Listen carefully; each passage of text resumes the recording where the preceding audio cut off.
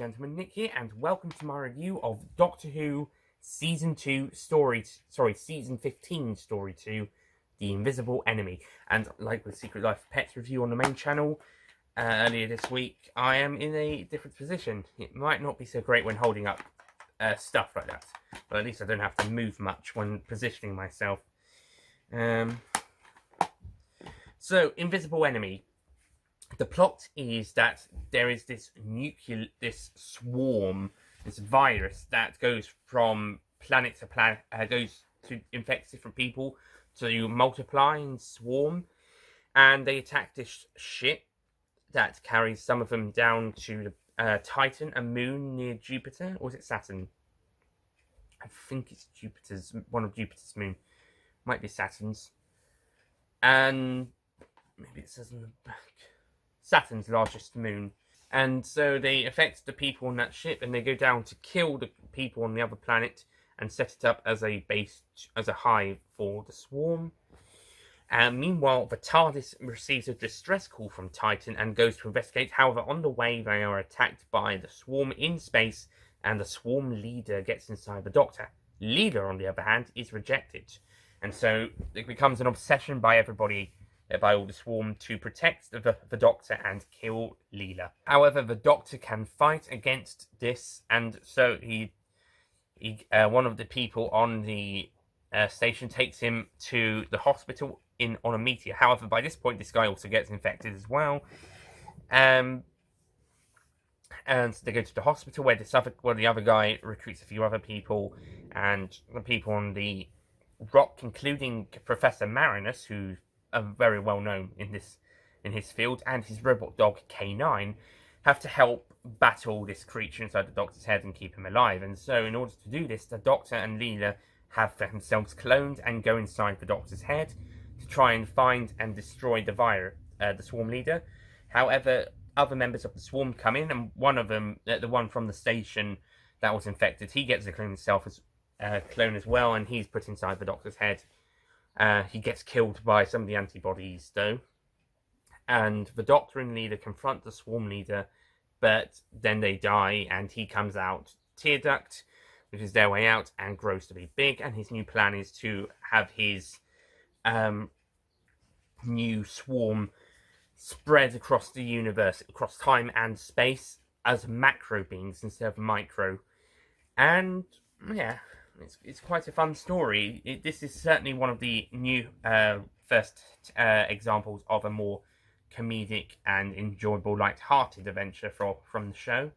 And it's a pretty fun story. There isn't a huge amount of plot to it. I mean, not at least not in the first episode. It's quite good, fun, enjoyable. I mean, there wasn't so much plot in Win in Space, and I found that a pretty good episode.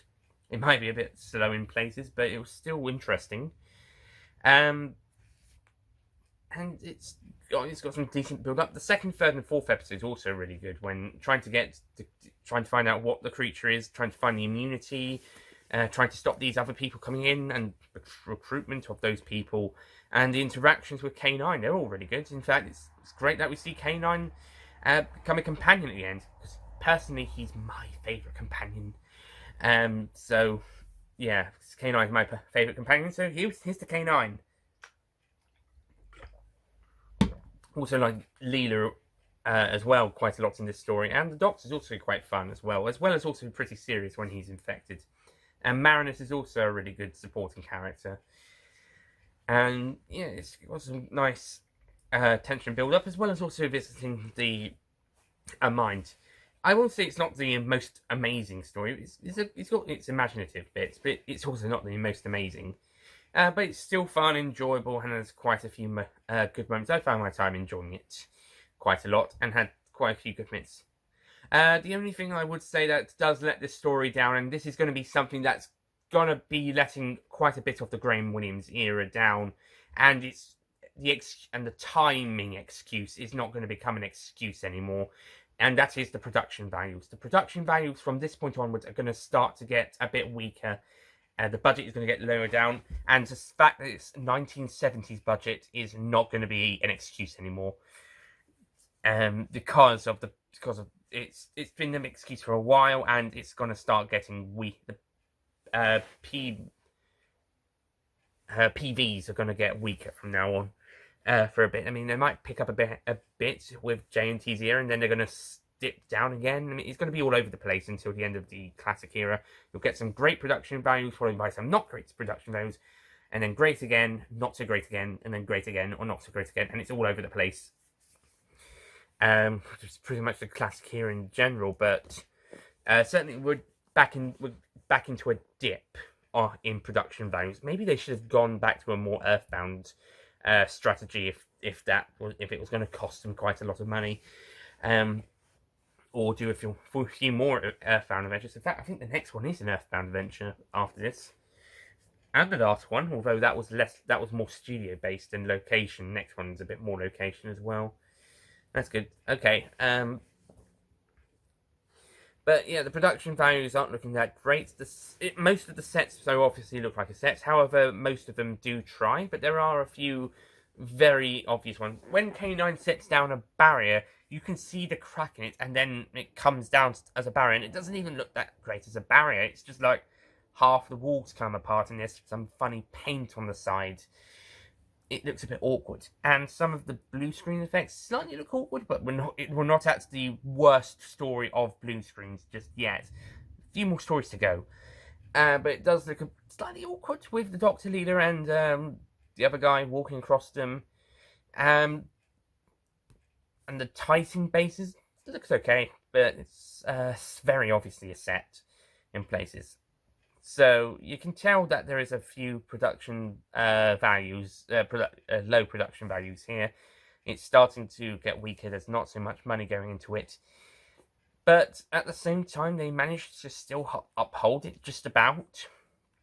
And yeah, and the Radio Control K9 works more in a studio base, I'll say that. And whenever he crashes into the wall, I guess the people didn't have to try so hard for that, because if it could go wrong, as behind the scenes have mentioned, it could go wrong. So when it crashes into the wall, they don't have to try that hard, as opposed to when they want him to do other stuff.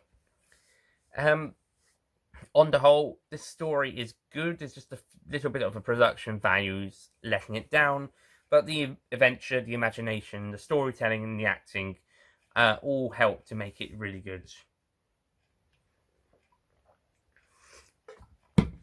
I was considering a 8 out of 10 for this story, which is what I originally gave it, and then I thought, actually, I really enjoyed this one, so maybe I'll give it a 9. And then I was kind of like, oh, should I give it 8? Should I give it 9? I'm going to settle with a 9. I give The Invisible Enemy a 9 out of 10.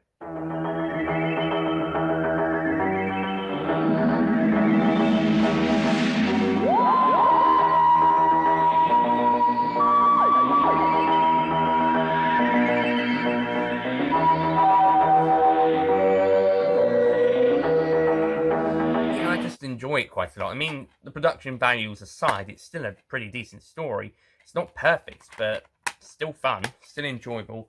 So there, behold, a positive review for a fun and enjoyable story. Yep. So that's it from me. Thank you for watching. Next time we'll be looking at Image of the Fendahl. This might be my favourite of the season.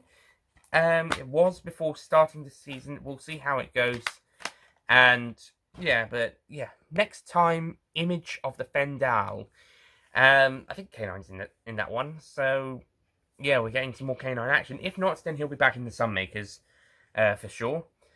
Okay, so that's it from me. Thank you for watching, and I'll see you guys next time. Goodbye.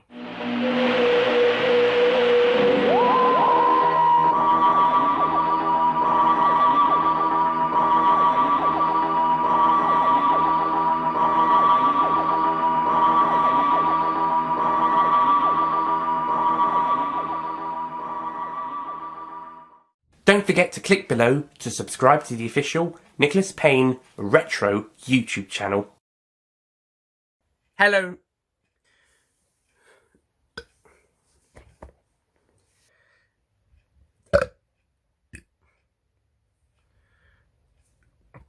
I know you're ready to burp.